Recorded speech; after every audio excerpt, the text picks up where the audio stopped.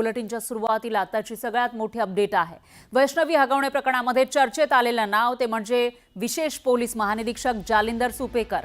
याच जालिंदर सुपेकरांची आता होमगार्ड विभागात तडकाफडकी बदली करण्यात आली आहे। मुख्यमंत्र्यांच्या सूचक वक्तव्यानंतर ही बदली करण्यात आली आहे। त्यांच्या बदलीसाठी हे पद ही अवनती करण्यात आलेली आहे। तर साइड पोस्टिंग समजल्या जाणाऱ्या पदावर सुपेकर यांची बदली करण्यात आली आहे। शशांक हगवणे आणि सुशील हगवणे यांनी खोटे पुरावे देऊन 2022 मध्ये शस्त्र परवाना मिळवला होता।